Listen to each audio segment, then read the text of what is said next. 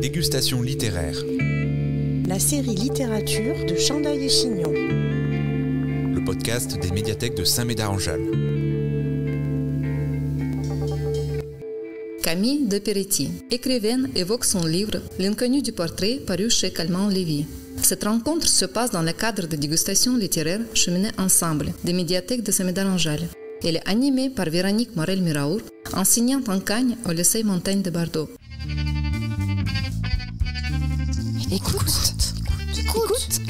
Écoute, c'est Chandail et Chignon, le podcast des médiathèques de Saint-Médard-en-Jalles.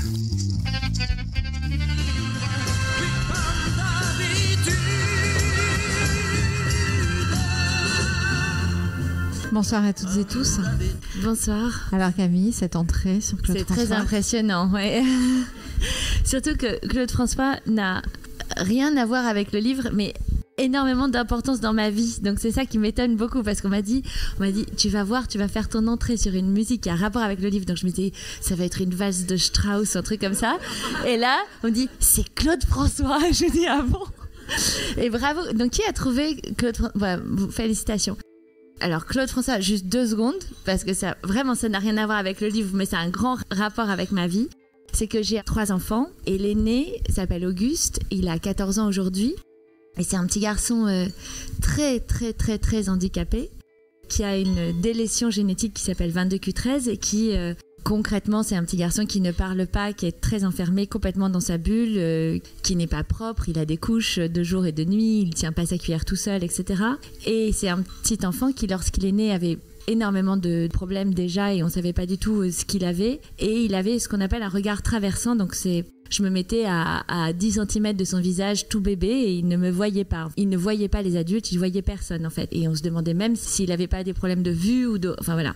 Et la première fois que j'ai eu un vrai regard de mon fils, c'était quand Claude François passait à la radio. Et il s'est éclairé de l'intérieur, il n'y a pas d'autre mot.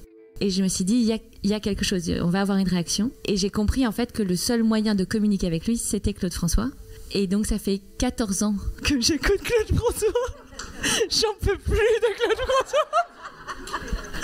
Je connais toutes les chansons par cœur. Alors comme d'habitude, il y a encore plus, d'autant plus qu'il est très obsessionnel sur une chanson ou 2 par an, et ça fait 2 ans qu'on est sur comme d'habitude, donc ça tombe très bien. Et pour vous donner une idée, c'est un petit garçon qui n'est pas capable de communiquer. Si vous lui montrez du lait et du jus d'orange, il ne peut pas pointer pour dire ce qu'il veut.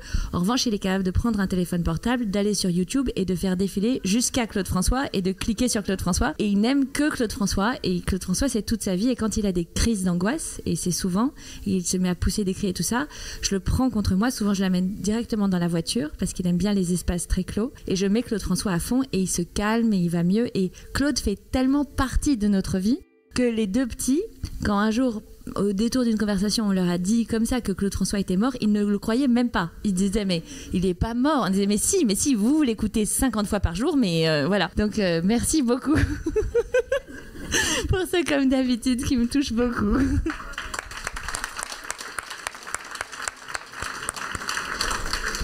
En tout cas, Camille de Peretti, c'est nous d'abord qui allons vous remercier pour votre présence. J'ai envie de dire pour votre lumineuse présence. Et elle est tellement lumineuse que Camille s'est quand même débrouillée pour arriver en même temps que la flamme aux lampes. Donc nous allons avec vous plonger dans une histoire absolument extraordinaire. Alors j'ai envie de vous poser d'abord une question toute bête. Moi, quand j'ai reçu le texte et que j'ai découvert sur la jaquette le portrait de cette jouvencelle, je me suis dit d'abord mais c'est Camille. Oui, c'est vraiment un hasard. Le livre part d'un fait divers qui a vraiment existé. Et c'est un ami qui a lu ce fait divers dans un article du Guardian, qui me l'a envoyé en me disant « Lis ça, ça va t'intéresser et je trouve qu'elle te ressemble ». C'est parti de là en fait. Et moi, c'est vrai que 2 ans et demi après avoir travaillé sur ce portrait et tout ça, j'avais complètement oublié que ça partait de cette première ressemblance que cet ami avait vue passer. Et quand tout le monde m'a dit « Mais elle vous ressemble », j'ai dit « Ah oui, c'est vrai, mais pour moi plus en fait maintenant ». Donc le fait divers, ça on peut le raconter parce que c'est quand même le point de départ du livre. C'est l'histoire d'un tableau de Klimt qui n'est pas celui que vous voyez sur la couverture. C'est l'histoire d'un autre tableau de Klimt, d'une femme de 3/4 avec un très grand chapeau, une étole, les épaules dénudées et assez fardée. Ce tableau a été peint en 1910 par Gustav Klimt, a été acheté tout de suite à la galerie Mietke qui était l'endroit officiel où Klimt vendait ses œuvres, et il a été perdu. Mais c'est pas très étonnant parce qu'il y a eu la Deuxième Guerre mondiale, il y a eu les spoliations nazies, il y a eu beaucoup d'incendies, beaucoup de toiles qui ont disparu. Donc qu'un tableau de Klimt disparaisse, c'est pas fou comme histoire. Ensuite, il y a un autre tableau qui est celui que vous voyez sur la couverture et qui est, lui, acheté en 1925 par un musée d'art italien à un galeriste qui n'est pas tout à fait capable de dire d'où il le tient. C'est un Klimt, c'est sûr, mais on ne sait pas trop, voilà. Et ce musée à côté de Milan, à Piacenza, à Plaisance, en Italie, fait l'acquisition de ce tableau de Klimt qui n'est pas très grand, qui fait 60 par 70. C'est un très joli portrait, mais qui ne ressemble pas tellement au tableau de Klimt d'habitude où vous avez tout le doré dans tous les sens et tout ça. Voilà, c'est juste un très joli portrait. Et ça tient comme ça jusqu'en 1997. Et en 1997, il y a une étudiante en histoire de l'art qui s'appelle Claudia Maga, qui est originaire de la ville de Plaisance. Et elle connaît très bien ce tableau pour l'avoir vu plein de fois. Et elle feuillette des catalogues d'exposition et elle voit le tableau de 1910 qui avait soi-disant été perdu. Et elle fait le lien entre les deux. Et elle dit, à mon avis, le tableau de 1910 qui a soi-disant été perdu, c'est le même que celui qui est au musée et c'est un repeint. Alors elle va voir le directeur du musée, elle lui dit, écoutez, elle lui montre les photos, les machins du catalogue, elle lui dit, à mon avis c'est le même, c'est un repeint et tout, ils sont trop contents. Ils partent ensemble à l'hôpital du coin, ils passent le tableau au rayon X comme pour une jambe cassée, hein, vraiment. Et là, extraordinaire, sous la toile que vous voyez là, ils voient le chapeau, l'étole, etc. qui avait été enlevé. Ils sont fous de joie parce que en fait Klimt n'a jamais repeint aucune de ces toiles. Donc c'est quand même un sacré truc et tout. Et le musée de Plaisance, c'est pas un grand musée, ils ont pas beaucoup de trucs et tout. Donc ce serait vraiment l'occasion pour le directeur de faire, c'est ce qu'il veut faire d'ailleurs, une grande exposition avec tous les experts de Klimt qui vont essayer de comprendre pourquoi ce tableau a été repeint, nanana. Mais comme son musée est un peu décrépit, il veut tout refaire beau pour la grande expo. Et alors qu'il est en train de tout organiser bien, le tableau est volé. Et l'enquête piétine, ça donne rien. Et en 2016, il y a un sorte de mafieux local, Arsène Lupin italien, très étonnant, très rocambolesque, qui se fait arrêter par les carabinieri et qui dit, alors lui il a volé plein de tableaux dans sa vie, et il dit, et d'ailleurs le Klimt c'était moi.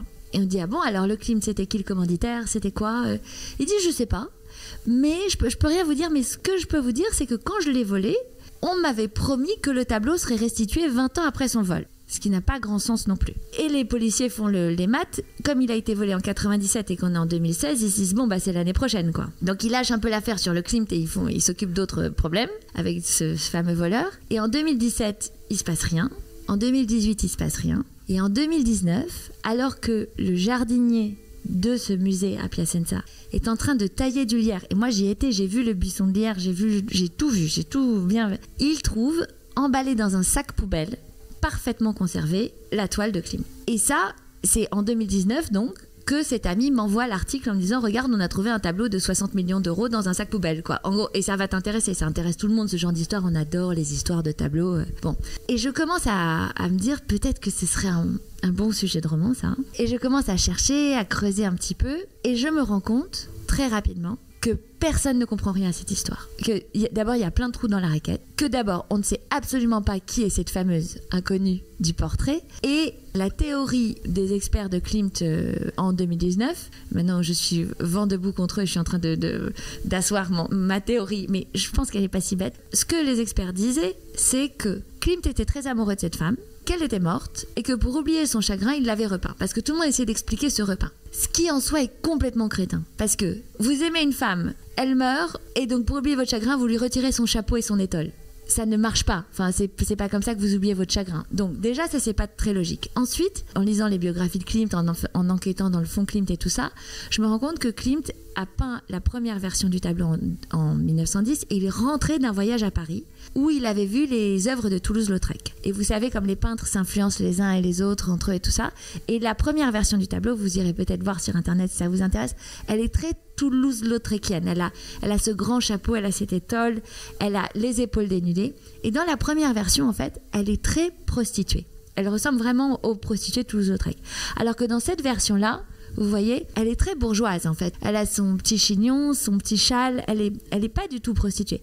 Et d'ailleurs dans cette version-là, parce que maintenant on a passé tout ça avec des algorithmes et des super systèmes pour voir le tableau d'en dessous, dans la première version elle était plus fardée en plus, alors que là non. Donc moi je pense que s'il l'a repeint, c'était pour la déprostitutionnaliser, c'est pas du tout un bon mot, et je suis quand même écrivain, mais il faut le croire, hein, mais voilà, donc il a retiré ça. Donc moi ça c'est ma première théorie.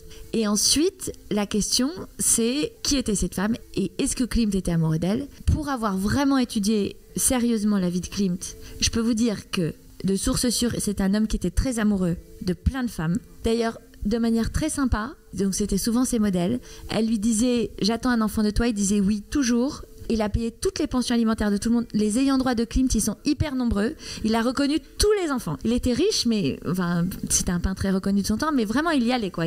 Donc voilà. Et quand il était amoureux, donc ce qui arrivait souvent, il y avait des dizaines, voire des centaines de croquis et d'esquisses. Alors que là, il n'y a rien. Il n'y a que ce tableau-là. Il n'y a aucune trace d'elle nulle part ailleurs. Donc je pense vraiment que c'était une modèle de passage, en fait, qu'elle n'est pas restée dans la vie de Klimt. Ça. Donc ça, c'est ma première, voilà. Puis après, en fait, c'est un boulevard, ce truc, parce que à partir du moment où personne ne sait rien, personne ne sait par qui il a été acheté la première fois, par qui il a été revendu, pourquoi est-ce qu'il a été repeint, qui était l'inconnu, pourquoi est-ce qu'il a été volé, pourquoi est-ce qu'il a été rendu dans un sac poubelle. Personne ne sait rien. Donc en fait, là, tu peux y aller, en fait. Tu peux tout inventer, et c'est ce que j'ai fait. Voilà, et c'est ça le livre que Véronique a entre les mains. Alors, moi, je vais y aller très précautionneusement parce que le texte est vraiment construit avec un suspense absolument incroyable. Donc, je vais vous laisser dire exactement ce que vous avez envie de dire, jusqu'où vous avez envie d'aller, hein, parce que de toute façon, il y a des rebondissements, des revirements, etc. Donc, moi, je ne dévoile rien du tout. En revanche, j'aimerais bien faire apparaître quelques thèmes, puis après, vous laisser justement creuser. Ce qui me semble intéressant, c'est que ce lien entre l'imaginaire de la romancière et puis le tableau, l'image, sa construction, sa déconstruction, tout ça, c'est quand même aussi quelque chose qui vous accompagne dans l'écriture de certains de vos textes. Il y a plusieurs choses. D'abord, il y a cette histoire de structure qui est super exaltant. Quand vous décidez de vous attaquer à un genre littéraire qui est la saga, parce que c'est une saga à suspense, ça veut dire que vous étalez votre roman sur 110 ans, 3 générations, 2 continents, et donc la manière de faire que le lecteur tourne la page, puisqu'on n'a pas d'autre but que le lecteur tourne la page, c'est si je lui racontais toute l'histoire de manière chronologique, au fond, on pourrait un petit peu s'ennuyer. En fait, comment est-ce qu'on crée du suspense? C'est très bête. Il faut juste faire de la rétention d'informations. Il ne faut pas tout dire. Donc le meilleur moyen pour moi, c'était d'avoir une sorte de chassé-croisé de ces 3 générations, de ces 3 grands moments clés qui étaient, grosso modo, Vienne 1900, ensuite New York dans les années 30, 40, 50, et ensuite aujourd'hui. Et d'arriver de manière très scolaire, j'avais des Bristol avec des codes couleurs, j'avais toutes mes histoires, et je les accrochais sur le mur au-dessus de mon bureau, et c'était un enchâssement de trucs, parce que je me disais tout le temps, ça, je peux pas le dire tant que je l'ai pas écrit, mais ça, je peux le dire si. Alors si je dis ça, mais avant ça, je bougeais mes cartes, comme ça jusqu'au jour où d'ailleurs, à un moment, ça faisait 1 an que je travaillais dessus, j'ai fait venir mon éditrice et j'ai dit, venez, il faut que vous m'aidiez, et on est resté une après-midi entière devant toutes les cartes. Il y avait des 70 chapitres sur le mur qui étaient installés. Je savais qu'ils étaient tous là, mais pas dans le bon ordre, quoi. Et puis à un moment, elle se levait, elle en prenait une, elle le mettait là, et puis après on se rasseyait, puis on regardait, puis 1 heure plus tard on en prenait une, et puis on le remettait là, et puis à un moment on se dit ça y est, ça tient. Parce que c'est très important on peut même pas commencer à écrire en fait une histoire pareille si on n'a pas déjà tout en tête pour balader le lecteur. Parce qu'en fait le lecteur, moi je suis lectrice avant tout, donc je me mets avec vous dans ce truc là, mais le lecteur il est à la fois merveilleux parce que il vous donne beaucoup de crédit, il vous dit vas-y raconte-moi, je vais te croire, quoi que tu racontes c'est bon, je vais te croire. Même si je lui disais ça se passe sur Mars en 3022, le lecteur il dit d'accord, ça se passe sur Mars en 3022, je suis prêt. Mais à la moindre petite incohérence le lecteur dit non, ça c'est pas bon ça. Alors qu'il a jamais été sur Mars en 3022, mais il y a des trucs comme ça. Et donc en fait, et cette histoire de suspense, c'est que le lecteur, en tant que lecteur, ce qu'on aime, je crois, ce qu'on veut surtout pas, parce qu'on se croit toujours plus intelligent que l'écrivain. Donc on se dit ça je l'avais vu venir. Le fameux truc de oh, je l'avais vu.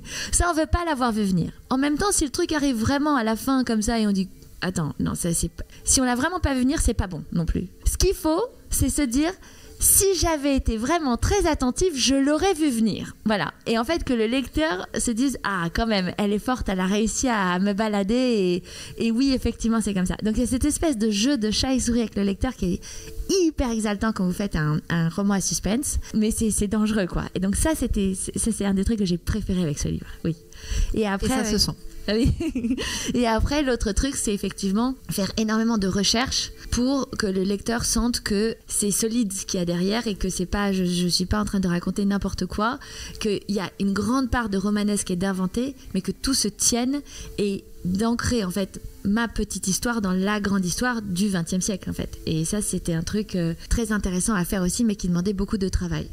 Et alors justement, comment est-ce que vous avez choisi, parce que vous rappelez justement les différents échelons entre la période qui précède puis la première guerre mondiale, la période que vous décrivez de façon absolument magistrale d'ailleurs, la crise des années 30 à New York, à travers le regard aussi d'Isidore. Enfin, je vais vous laisser des labyrinthes ce que vous voulez, oui. Mais comment est-ce que vous avez choisi l'ensemble de ces repères jusqu'au dernier Alors, je savais que j'avais des moments clés, mais pour vous donner une idée des recherches, si on prend l'exemple des années 30, donc la crise de Wall Street. Moi, je démarre, je me dis donc il va se passer un truc en 1929 parce que c'est un moment phare pour mon personnage principal, qu'il va avoir 20 ans à ce moment-là, que je veux qu'il... Donc voilà.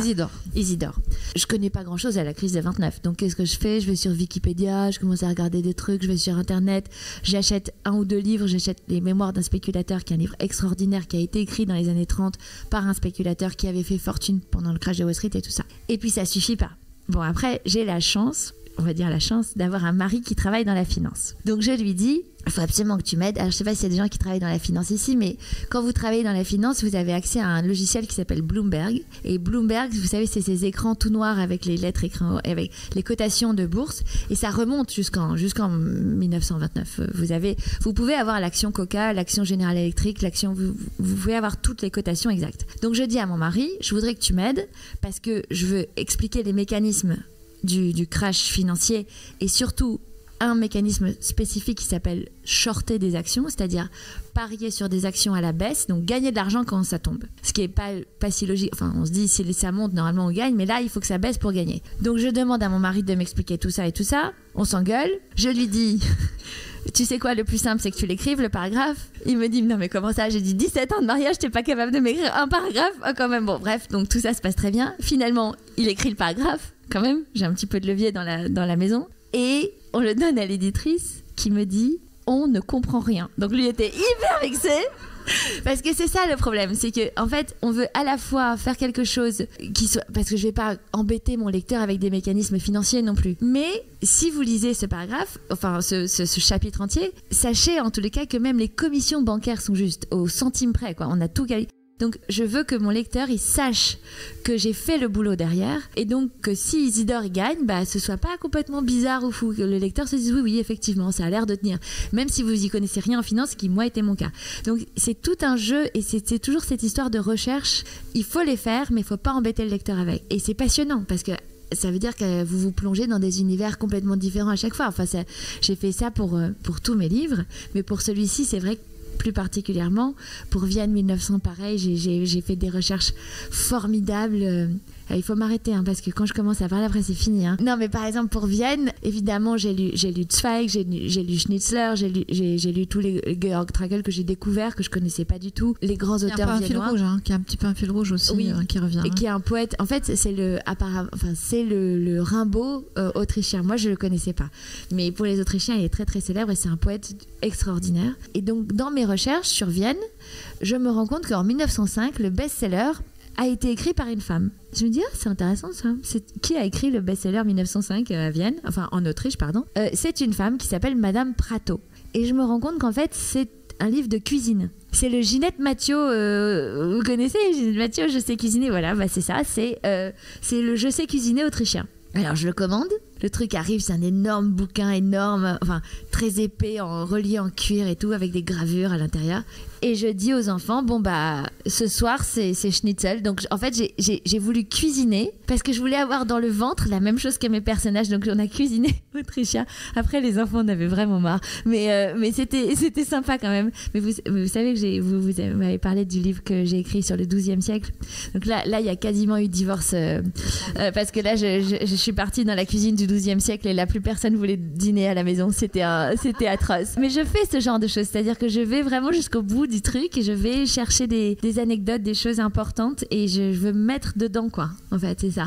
Avec la grande histoire, se voit mieux, se perçoit mieux, se comprend mieux à travers la petite et à travers, à chaque fois, un personnage emblématique. C'est Isidore, pour justement cette crise des années 30, puis sa propre ascension.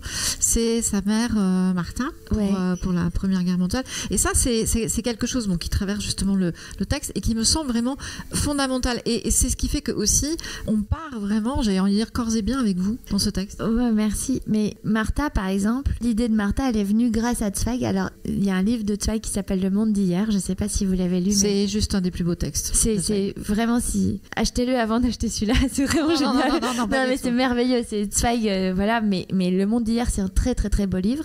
Et dans Le Monde d'hier, Zweig raconte quelque chose que moi je connaissais pas du tout, qui était en fait que il y avait une sorte de particularité alors on parle quand même de la grande bourgeoisie, aristocratie viennoise, qui était que les jeunes filles étaient mariées très jeunes et les garçons pas avant 30-35 ans. Parce que, explique Zweig, aucun bon père de famille n'aurait laissé sa jeune fille épouser un jeune homme. Donc techniquement, les garçons de 20 à 30-35, il fallait bien qu'ils s'occupent. Et donc, il y avait évidemment, alors Zweig le raconte très bien, des cabarets, des bordels, des maisons closes, mais il parle de marchandises féminines, il dit que c'était aussi simple de trouver une femme qu'un paquet de cigarettes. Donc c'était fou. Et il dit que ça pullulait, mais qu'est-ce qui pullule avec ça ? La syphilis, les maladies vénériennes, tout ça. Et je vous parle même pas des traitements, parce que ils frottaient quand même les hommes au mercure. Ils perdaient leurs dents et des souffrances abominables et tout ça. Et donc, beaucoup de jeunes hommes de la très bonne société, très jeunes, se savaient condamnés et préféraient se suicider plutôt que de vivre ça. Et il y avait des vagues de suicides. Quand vous prenez cette situation, qui est assez étonnante et dramatique, on comprend très bien ce que Zweig explique. C'est-à-dire que dans le lot, il y avait des parents pragmatiques qui se disaient, on est collé avec notre fils à la maison jusqu'à ce qu'il ait 30-35 ans, donc on va prendre une jeune fille de la campagne, et puis elle va être là pour être avec notre fils. Et c'est même pas une prostitution à domicile, parce que ces jeunes femmes, elles restaient 10 ans, enfin c'était admis. Alors elles faisaient peut-être semblant d'épouster les meubles dans la journée, mais elles étaient là pour le jeune homme de la maison. Et ce truc-là, autant comme on a beaucoup vu dans les romans et tout ça, des domestiques qui étaient violés par leur maître et tout ça, ce truc de la jeune fille à la maison, j'ai dit mais ça c'est incroyable cette histoire, j'ai vu ça dans aucun film, dans aucun livre et tout, et je me suis dit ça c'est romanesque, ça c'est quand même une sacrée idée de personnage. Donc Martha, elle est née comme ça, ma Martha. Donc voilà, donc c'est pour ça qu'à chaque fois c'est mélanger ce que vous dites, les recherches historiques sur quelle était la société de l'époque, et en faire des personnages qui sont finalement très réalistes, qui auraient pu exister quoi. Et Isidore, comment est-il né? Alors on va pas révéler, c'est pas le sens de ma question, mais pour la romancière, d'où a germé Isidore? En fait, Isidore, c'est toujours cette optique du genre littéraire. Donc dans une saga, vous avez obligatoirement plusieurs générations. Il faut qu'une saga, ça s'étale dans le temps. Il faut des secrets de famille. Et il faut des personnages avec des ascensions sociales fulgurantes et des chutes aussi. Il faut des grands mouvements comme ça. Et donc Isidore, je suis partie de ça, donc moi c'était presque dans Dallas quoi. Il fallait que... Et en même temps, il y avait quelque chose qui était très important pour moi, c'était que je voulais jouer avec les stéréotypes littéraires. C'est quelque chose que je fais depuis toujours et que je trouve fascinant. Et je trouve que les stéréotypes littéraires, ils sont pas là pour rien. Ça marche bien, un stéréotype, donc c'est bien de les exploiter. Mais le problème, c'est de tomber dans le cliché. Et de toujours être sur cette limite entre le stéréotype et le cliché. Et qu'est-ce que c'est le personnage du bâtard, par exemple, en littérature, de l'orphelin, qui va réussir, qui va machin, ça cartonne. Mais après... Pour en faire un personnage crédible, je me suis dit, Isidore, il y a deux choses très importantes. Je voudrais que, quand il est petit, on l'aime, mais qu'on l'aime vraiment, qu'on veuille vraiment qu'il s'en sorte et qu'on soit avec lui.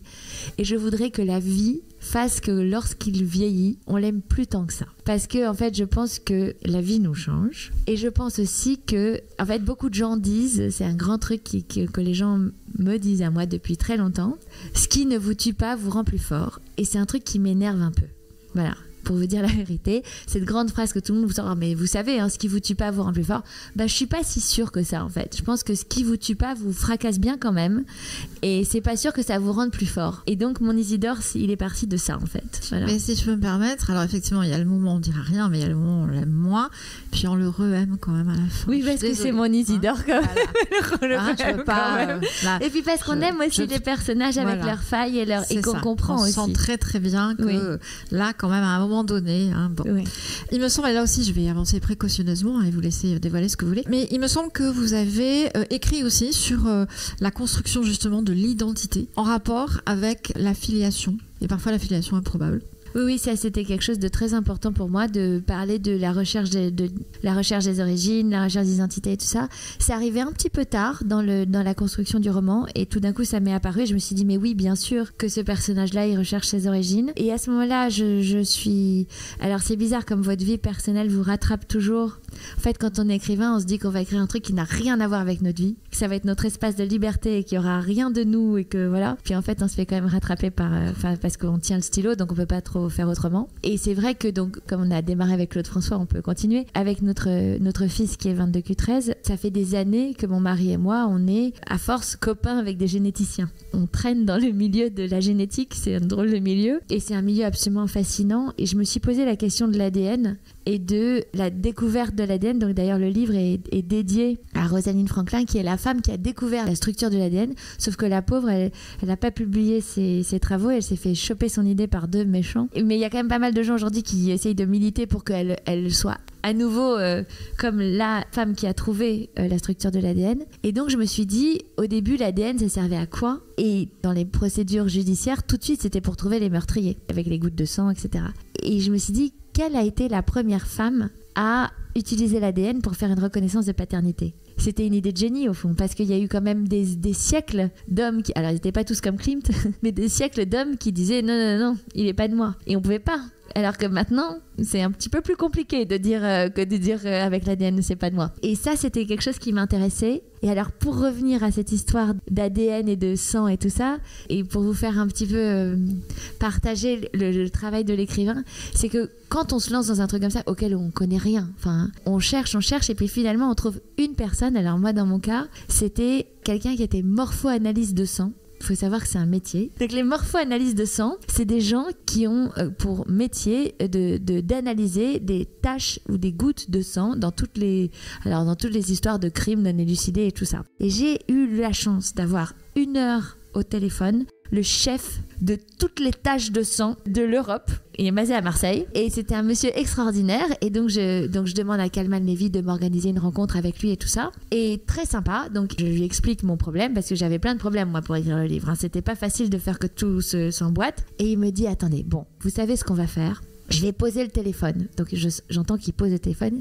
Il dit, je vais refaire le truc. Bon, vous voulez qu'on lui pète le nez ou l'arcade?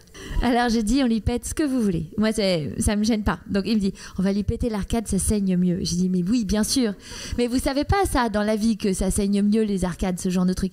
Et aussi, il m'a expliqué que si vous voulez tuer quelqu'un, et ça c'est très important de le savoir, mais oui, parce que comme ça vous aurez pas perdu votre soirée, vous saurez que voilà, et si vous voulez tuer quelqu'un, il faut le faire au soleil, parce qu'au soleil l'ADN ça tient pas, même pas 10 jours, alors qu'à l'ombre 100 ans, donc méfiez-vous, vous voyez, souvenez-vous de ça. Donc voilà, et c'est génial parce que vous avez accès à des gens comme ça qui veulent bien vous raconter des trucs. Et surtout à la fin, je lui ai dit mais merci infiniment parce que Nana, vous devez être tellement sollicité par tous les auteurs de thrillers et tout ça. Il m'a dit mais pas du tout, vous êtes la première à m'appeler, mais comment vous avez eu mon numéro? Et ça c'est un truc que j'aime faire depuis toujours parce que quand vous êtes journaliste, moi j'ai été grand reporter, quand vous êtes journaliste, personne ne veut rien vous dire. C'est l'enfer. Alors que quand vous êtes écrivain, personne ne se méfie de vous. On dit la pauvre, il faut l'aider. Et c'est un truc que j'ai cette chance-là. Et grâce à ce livre, j'ai rencontré des gens mais formidables. Dégustation littéraire, la série littérature de Chandaille et Chignon. Est-ce qu'on peut faire allusion au 3e personnage qui est important, c'est le personnage de Pearl, oui, bien qui sûr. appartient alors elle à l'époque contemporaine. Hein, et donc je dirais qu'il y a 2 femmes en miroir, Martha au début d'une ère, Pearl à la fin d'une saga. Sûr, ouais. Et puis entre les deux, ce lien qui est celui d'Isidore. On peut peut-être aussi raconter l'origine de ce prénom, Isidore Ducasse, et le lien. Oui, bien sûr. Isidore, c'est Isidore Ducasse, le comte de Lautréamont. Donc je voulais qu'il y ait des des références littéraires comme toujours. Moi, dans mes livres, il y a des centaines de citations cachées. J'aime beaucoup faire ça parce que je suis une grande lectrice et je lis toujours un crayon à la main et je trouve toujours que les auteurs écrivent formidablement et parfois je souligne et je me dis ça, c'est pour moi, je le mettrai dans mon prochain livre. Donc, et c'est pas du tout du plagiat, c'est vraiment une sorte d'hommage et j'ai toujours fait ça. Et c'est l'énutrition des humanistes. Exactement. Et c'est joli. Il y a plein de lecteurs parfois qui voient et qui me disent mais ça c'était. Je dis oui, bravo. Et puis alors parfois ils me disaient ça c'est de vous, je dis bah oui, ça c'est de moi. Alors, donc c'est bien aussi, mais voilà. On parle de Pearl ? Ah oui, on parle de Pearl. Alors Pearl, c'est pareil, c'est toujours cette histoire de stéréotypes et de clichés. Dans une saga, vous avez une femme qui est une battante, une combattante qui en veut, etc. Donc là, c'est l'avocate d'affaires américaine type. Donc on a l'impression qu'elle a les dents qui vont rayer le plancher. Et elle est très très forte et elle est très intelligente et blablabla. Donc ça, c'était ma Pearl. Mais je voulais à côté de ça qu'elle ait une faille. Et donc j'ai fait en sorte qu'elle soit nulle en amour. Mais complètement nulle, midinette, catastrophique, voilà. Et donc c'est pour ça qu'elle a des côtés attachants. Et même l'éditrice à un moment m'a dit « Mais vous êtes sûre parce que c'est possible d'être les deux, vous pensez ?» Et je dis « Je crois que oui, je crois que c'est possible d'être une femme qui cartonne en affaires et qui est nulle avec sa vie sentimentale et qui a des petits rêves comme ça. » Voilà, donc je voulais ça. Et Pearl, je l'aime beaucoup aussi. Ouais.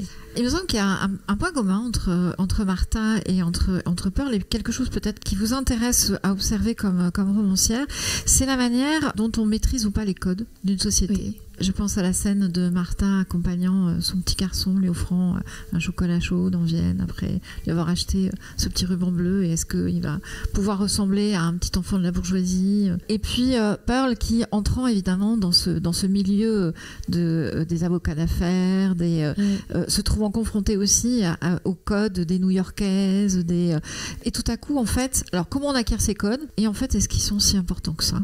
Oui, alors ça c'est vraiment, je pense que c'est quelque chose qui est tout à fait personnel, donc ce qu'on appelle les transfuges de classe. Étant moi-même une transfuge de classe, c'est quelque chose qui... Donc moi je viens d'un milieu très simple où il y a pas d'écrivain, il y a pas d'intellectuel, il y a pas de livre, on va pas au musée, enfin tout ça. Avec ma mère qui était une excellente élève, elle était première du canton et elle adorait les livres, et ma grand-mère lui disait « Éteins la lumière, les livres c'est pour les feignants ». Voilà. Et elle l'a interdit de faire des études secondaires. Elle n'a pas été en 6e. Maman, elle s'est arrêtée au certificat d'études primaires parce que c'était comme ça, parce que elle venait d'une famille où il y avait 7 enfants, ils étaient tous à l'usine et c'était comme... Enfin voilà. Et ma mère était obsédée par l'ascension sociale et elle a tout fait pour que ma sœur et moi, on soit très performantes à l'école, et surtout elle nous a toujours mis dans des écoles privées, dans des choses avec des gens qui n'étaient pas du tout de notre milieu, etc. Elle s'est saignée aux 4 veines pour que voilà on fasse illusion, et c'est quelque chose avec laquelle je suis née. J'ai toujours évolué dans un milieu qui n'était pas du tout le mien. Mais pas du tout, du tout. J'ai toujours été avec des gosses de riches, vraiment des gosses de riches. Donc j'ai tous les codes. Je pense vraiment pouvoir tout à fait passer pour une grande bourgeoise. Et j'ai épousé d'ailleurs un homme qui vient d'un milieu social extrêmement favorisé, qui est né avec une petite cuillère en argent dans la bouche.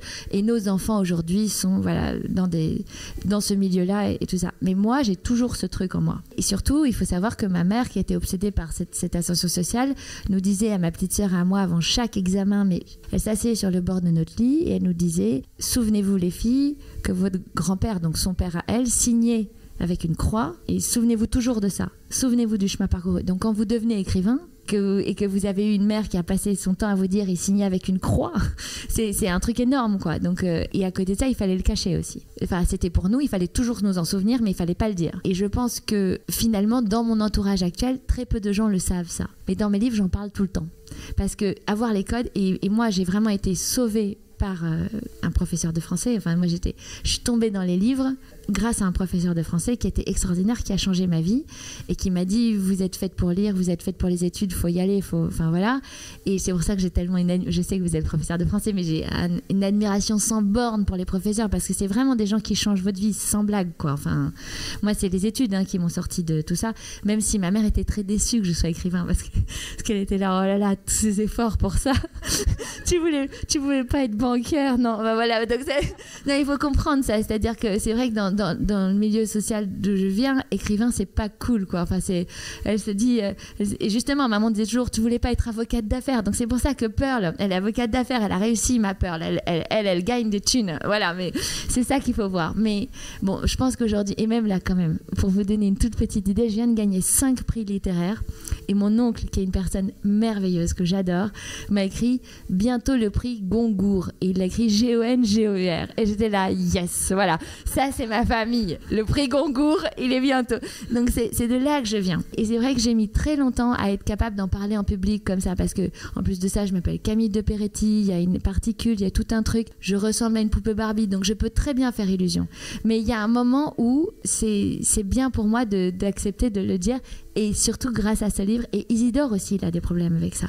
Isidore, il fait en sorte que quand Isidore, il met son fils dans une école de tennis... C'est ce que j'allais vous dire, vous ressemblez à Isidore aussi. Oui, hein. Bien sûr. C'est pour ça qu'on re-aime Isidore. Et Isidore qui met son fils dans une école de tennis, c'est débile, mais c'est moi. C'est-à-dire que moi, j'étais avec des gens qui savaient jouer au tennis quand j'étais adolescente. Moi, j'avais jamais foutu les pieds sur un cours de tennis.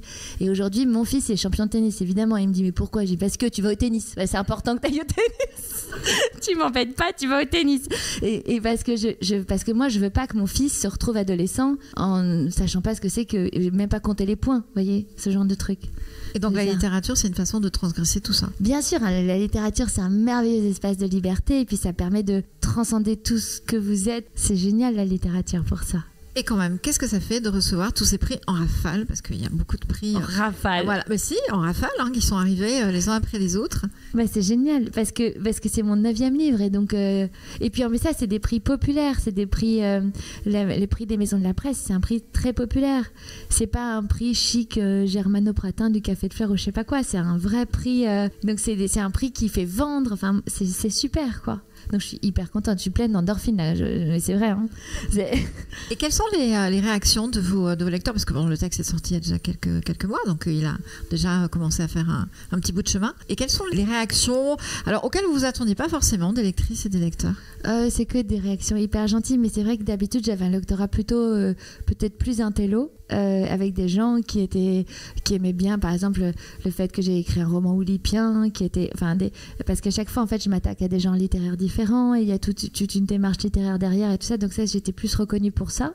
Et là j'ai un public beaucoup plus large et c'est génial, ça c'est vraiment le rêve pour moi, il n'y a pas mieux. J'ai juste envie qu'on dise un tout petit mot, parce qu'on en parlait, on a parlé dans la voiture en venant, de la Casati, parce que elle me semble représenter, être un peu au carrefour justement de ce que vous construisez comme une œuvre, hein, ça vous échappe sans aucun doute. Oui. Mais Alors en fait l'idée, donc, c'était quand j'avais 18 ans et que je me suis dit que peut-être que je pouvais écrire des livres dans ma vie, grâce à ce professeur de français qui était très très motivé. Et je me suis dit, si un jour j'arrive à écrire des livres, j'écrirai un livre de chaque genre littéraire existant. Donc c'est parti de là.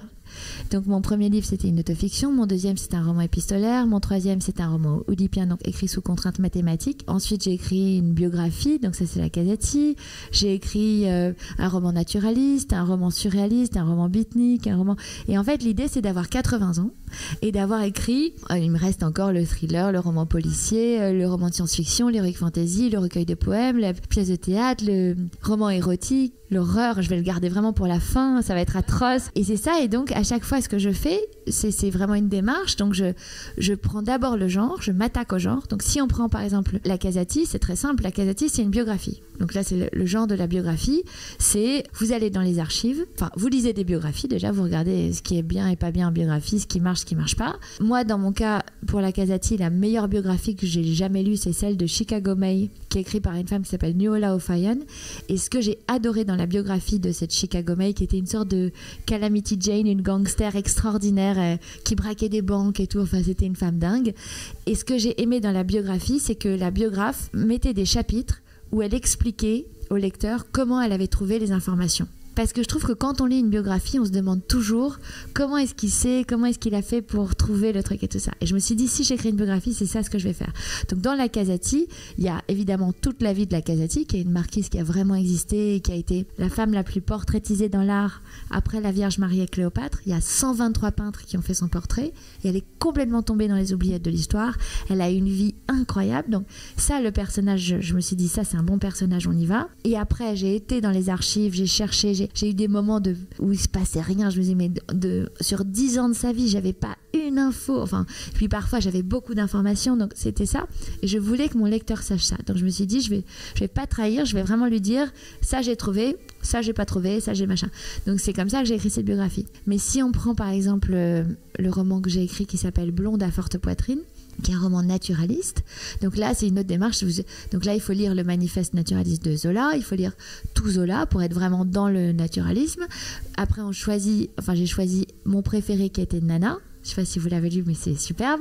On prend Nana, ensuite on décortique complètement Nana, donc on trouve les systèmes de narration, le nombre de personnages, le nombre de points tournants, le machin, etc. On fait des systèmes de miroirs, et après on trouve une histoire et on la rend naturaliste, quoi.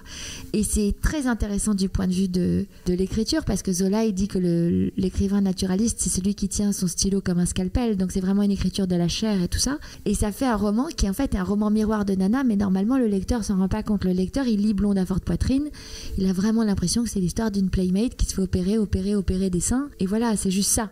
Alors qu'en fait, c'est vraiment, il y a tout un travail derrière. Donc il y a plusieurs niveaux de lecture dans ce que je fais, et c'est ça le truc sympa, c'est que soit vous le lisez juste comme un livre sympa à lire, soit vous vous rendez compte que ça fait 2 ans et demi que je lis des sagas, que je décortique des faits historiques, soit vous lisez juste L'inconnu du portrait et vous passez un bon moment. Il faut les deux, enfin comme vous voulez, quoi. Vous avez l'occasion de mener des ateliers justement d'écriture? Oui, alors ça c'est ma grande joie. Tous les mercredis soirs, j'ai des classes, des ateliers d'écriture. C'est beaucoup plus à la mode aujourd'hui que ça n'a été, parce que c'est vrai qu'en France on pense que les écrivains ils sont inspirés sur leur montagne et ils travaillent pas. Mais oui, l'écriture ça s'apprend comme tout. Il n'y a pas de raison que vous alliez prendre des cours de dessin et de peinture. Les peintres sont pas moins inspirés que les écrivains, donc voilà. Et l'écriture ça s'apprend aussi. Donc j'ai fait des ateliers, j'anime des ateliers. Et c'est super parce que je sors de ma cuisine, parce que quand même quand on est écrivain on est tout seul, hein. Enfin on est vraiment très très isolé. On est isolé pendant 2 ans et demi. Ensuite on voit plein de monde comme ça pendant 2 mois, et après on retourne dans notre cuisine pendant 2 ans et demi. Donc c'est des drôles de vie, mais moi ça me fait sortir 1 fois par semaine et rencontrer des gens qui veulent écrire, qui veulent publier leur premier roman. Et j'ai eu plein d'élèves qui ont publié, j'en ai eu 12.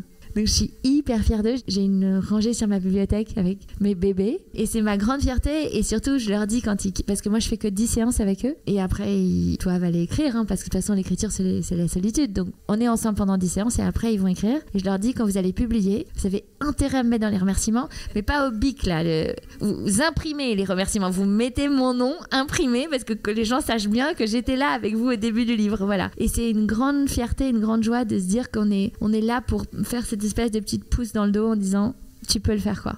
C'est une générosité d'écrivain aussi. Oh bah c'est plus eux qui me donnent que moi, hein, quand même, parce que c'est très... Je pense que c'est réciproque. Je pense que c'est réciproque. C'est ça. Je pense que la relation se construit de façon réciproque. J'aurais une question justement sur le son des Mirabelles. Le texte est né d'où? De quelle rencontre? Je voulais vraiment partir dans le Moyen-Âge, mais particulièrement le XIIe siècle, parce que c'est un siècle que j'aime beaucoup. Et je me suis rendu compte de l'immense difficulté de la chose, parce que je voulais raconter la vie quotidienne. Je voulais pas raconter Aliénor d'Aquitaine, les grands rois, les grandes reines et tout ça, parce que ça a déjà été ce qu'on disait tout à l'heure, hein, très bien fait, et puis parce que j'allais me casser la figure, quoi. Donc je me suis dit ça, non.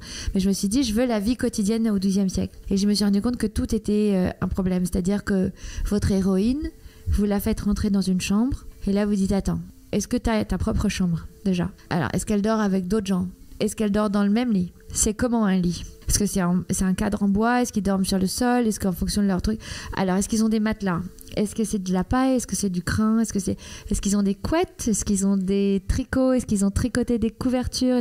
Et en fait, elle peut même pas rentrer dans la chambre, en fait, parce que tu connais rien.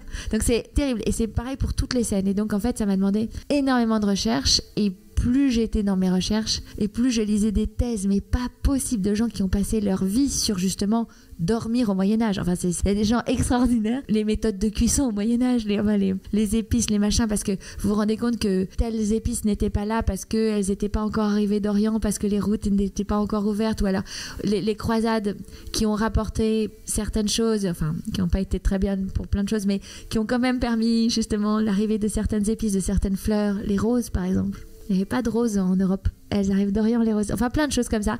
Et donc ça, c'est génial. Et donc, le sang des Mirabelles, je me suis lancée là-dedans. Et plus je lisais, plus je découvrais des choses. J'ai aussi beaucoup lu la littérature du Moyen-Âge, les Chevaliers de la Table Ronde et tout ça, c'était formidable. Et puis après, il y a eu le travail sur la langue. C'est-à-dire que je voulais vraiment que les dialogues soient en français, pas du XIIe siècle tout à fait, mais qu'il y ait beaucoup de mots savoureux. Et ça a été un grand débat avec l'éditeur, parce que, arrivé à un moment, le livre était quasiment terminé. et l'éditeur a dit bon, on aime beaucoup, mais il y a trop de mots d'ancien français dans ce texte, donc on va expurger le truc et on va tout mettre en français moderne. Et là, j'ai dit ça va pas être possible. En fait, la plupart du temps, quand mon éditeur me dit on va faire ça, je dis oui. Parce que je trouve que l'éditeur, c'est son métier, c'est son travail, il sait, il a un bon œil, il faut lui faire confiance. Mais là, sur ce truc-là, j'étais tellement attachée à mes mots d'ancien français que j'ai dit mais est-ce qu'on peut pas mettre des notes de bas de page ou des machins. Ils ont dit non, d'abord c'est trop clivant parce qu'on veut un lectorat plus large, parce que c'est aussi le problème, c'est-à-dire que vous êtes aussi un produit quand vous êtes écrivain, qu'on essaye de vous placer, de vous mettre dans un truc et qu'on dit voilà, là t'as passé les 10 000 exemplaires mais il faudrait que tu tapes dans plus large machin, et donc si tu veux faire plus large il faut un truc moins clivant, moins voilà. Et j'étais en panique, donc j'avais le chef de la maison d'édition qui voulait vraiment faire un best-seller et qui voulait que ce soit en français moderne, et j'avais mon éditrice chérie qui est avec moi depuis mon premier livre et qui me soutient dans tous mes délires et tout ça, et qui est vraiment là pour moi. Et elle m'a dit on va essayer de résister. Et en fait j'ai donné un exemple à l'éditeur. Je lui ai dit voilà, il y a une scène de sexe dans le livre où à un moment il lui attrape les gargamelles. Moi je veux pas écrire qu'il lui attrape les seins. Je veux bien écrire il lui attrape les gargamelles parce qu'il y a un côté drôle, il y a un côté voilà, il lui attrape les gargamelles, on voit bien la scène. Mais il lui attrape les seins, c'est tout de suite une autre scène. Donc dans ces cas-là ça veut dire que je dois réécrire tout le livre. Là pour la scène de sexe ça vous paraît évident, mais ça va être pareil je vous parle pas des génitoires. Les génitoires, j'adore. Je trouve ça génial, les génitoires. C'est tellement mieux que testicules quand même. Donc voilà. Et j'ai dit à l'éditeur, vous pouvez pas me faire ça. Donc ils ont dit d'accord. Et en fait, il y a eu 2 trucs qui se sont passés quand Le Sang des Mirabelles est sorti. Il y a eu beaucoup de gens, vraiment beaucoup de gens qui m'ont dit j'ai adoré l'ancien français, les machins de ça. Et il y a eu plein de prix que j'ai pas eu parce que les gens ont dit oh là là on comprend rien, c'est difficile, c'est machin, etc. Elle est où la bonne solution et de ça? Je pense que la solution c'est d'être toujours fidèle à soi et à son cœur et de faire comme voilà. Et puis si c'est vrai qu'il y a des gens qui trouvent ça trop compliqué et un petit peu difficile, je suis vraiment désolée, mais moi j'ai eu tellement de plaisir avec ces mots d'ancien français que je voulais le partager avec mes lecteurs. Voilà. Je pense que le nouveau lectorat que vous êtes en train d'acquérir avec L'inconnu du portrait remontera le temps aussi et ira faire un petit tour du côté d'Adélaïde et d'Éléonore. Oui, ouais. Vraiment. C'est un texte vraiment magnifique que j'aime beaucoup. On revient peut-être pour une ou 2 questions du côté de L'inconnu du portrait. Vous me disiez il y a quelques instants que ça y est, le texte va être traduit en Italie avec une conséquence justement assez joyeuse. Incroyable, oui, j'ai reçu un mail aujourd'hui, donc le texte va être traduit en italien, il sort le 28 août. Et là, j'ai reçu un mail donc, qui me disait est-ce que vous voulez bien venir au lancement? Ils ont privatisé le musée pour faire le lancement du livre en italien dans le musée. Oh, je suis tellement contente. Alors voilà, donc c'était aujourd'hui dans le train. J'étais là, waouh, il n'y a pas plus chic quand même. Donc ça c'est vraiment extraordinaire. Et alors, ce que je peux vous raconter pour ce musée, il faut savoir que ces gens ont été merveilleux. Hein. J'avais envoyé un mail, j'avais trouvé une amie italienne pour écrire le mail le plus poli du monde parce que je voulais vraiment aller voir ce portrait, mais aussi pouvoir poser plein de questions au musée sur le vol, enfin plein de choses. Et donc, tout se passe très bien. Et la directrice du musée me répond et me dit oui, vous allez pouvoir rester 2 heures seule dans le musée juste avec le tableau, quand même, vraiment. Et vous imaginez quand même l'émotion, parce que moi ça faisait 1 an et demi qu'elle était en petite carte postale au-dessus de mon bureau, mais je l'avais jamais vue en vrai. Donc quand je l'ai vue, parce qu'elle est vraiment belle, c'est une toile qui est vibrante, elle est extraordinaire cette toile, elle mérite tellement d'être connue, elle est vraiment exceptionnelle. Donc j'arrive, donc je suis très émue et tout ça, et puis je suis seule avec elle, et puis voilà, hein. Et puis après j'avais ce monsieur qui était un peu l'homme à tout faire du musée. À la fois il s'occupe de la billetterie, de la sécurité, de nettoyer des trucs, enfin il fait tout dans le musée, et il parlait très bien anglais, donc c'était super parce que j'avais plein de questions à lui poser et il pouvait m'aider. Et ce que je vous racontais au début, qu'on fait confiance aux écrivains. Donc j'ai posé des questions sur tous les systèmes d'alarme, toutes les issues de sortie, de secours, etc. Machin.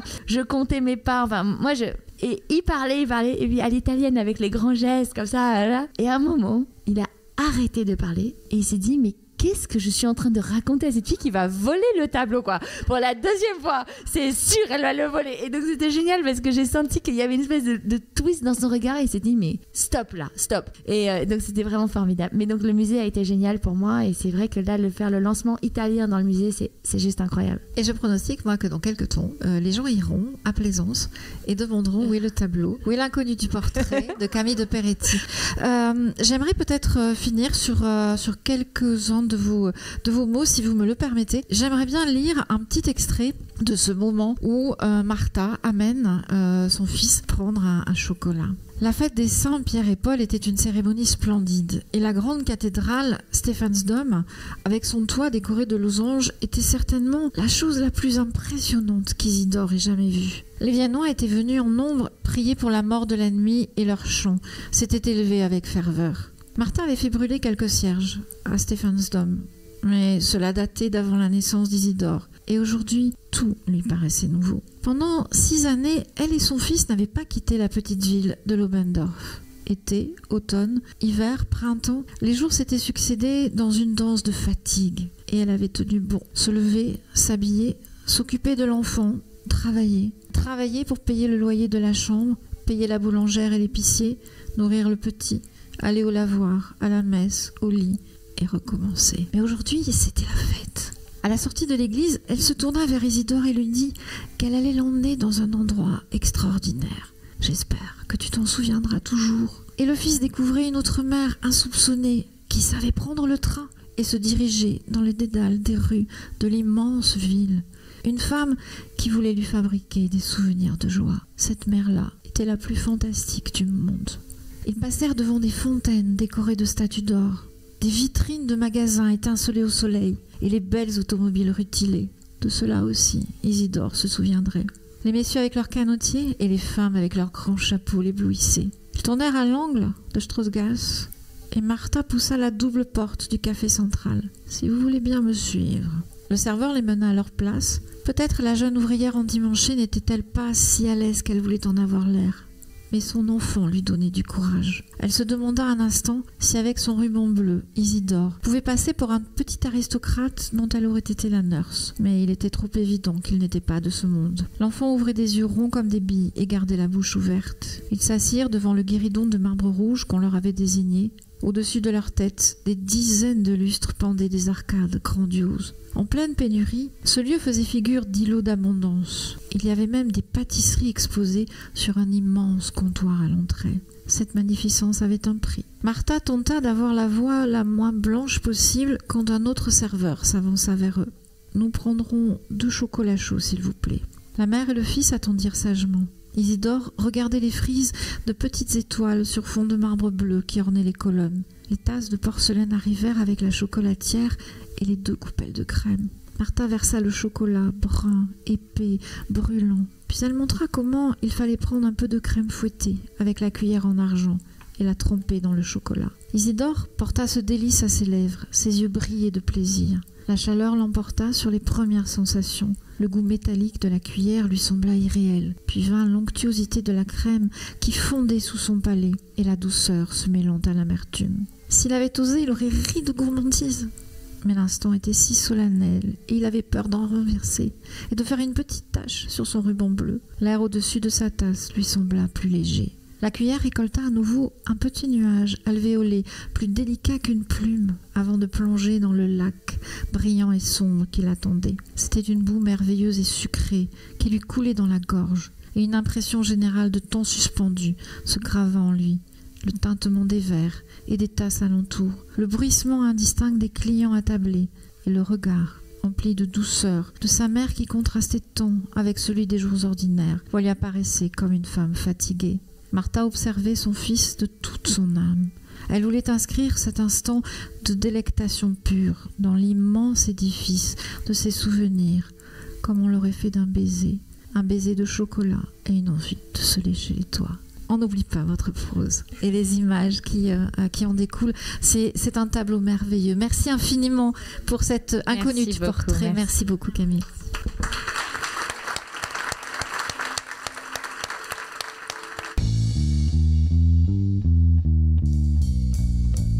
Semez vos envies et cultivez votre curiosité en attendant le prochain podcast des médiathèques de Saint-Médard-en-Jalles.